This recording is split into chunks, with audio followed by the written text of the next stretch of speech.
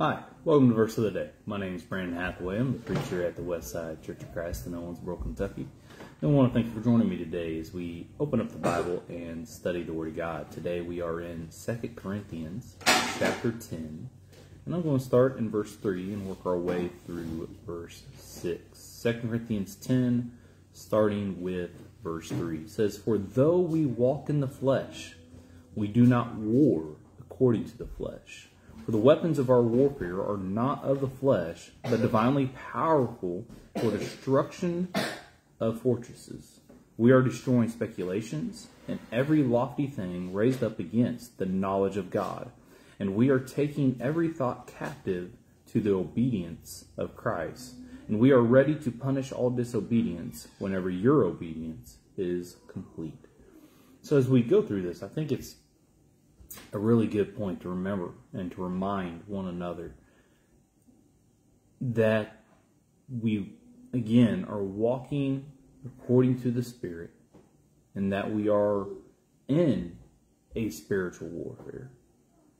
Too often, I think we forget that there is a battle to be fought, that there is a war spiritually going on, and that we have to, again, go to Ephesians 6, put on the armor of God so that we'll be able to stand against the wiles of the devil. And here it's speaking of similar points here. For the weapons of our warfare are not of the flesh, but divinely powerful for destruction of fortress. Bringing out, we are destroying speculations of every lofty thing raised up against knowledge of God. We are taking every thought captive to the obedience of Christ. We do have to stand our ground. We have to stand for our faith. We have to fight the good fight. We have to be willing to go out and to teach and to spread the word of God, to stand for our faith, stand for what we believe in. And, we often forget about that part. We know, and it's certainly part of the war, part of the teachings and the things that we do and why we do it is the love of God. But that does not take away from the parts in which He commands us to, say these things are wrong because He says they're wrong. Say that you can't do those things because He says you can't do those things. Says you have to do this because He says you must do it.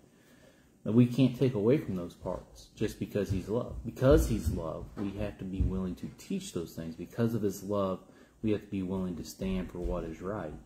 And we cannot change His word. And so we do all these things. And again, verse 6, right? He's ready to punish all disobedience. But that's in hopes that our obedience, right?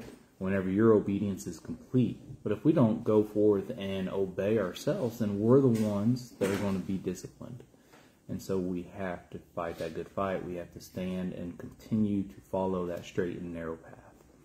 And so let us continue to do that as we start into another day. Let us continue to fight that good fight, follow the path that Christ has set us, and run that race. I want to thank you for joining me today. I hope everybody has a blessed day. And if the Lord is willing, I'll talk to you later.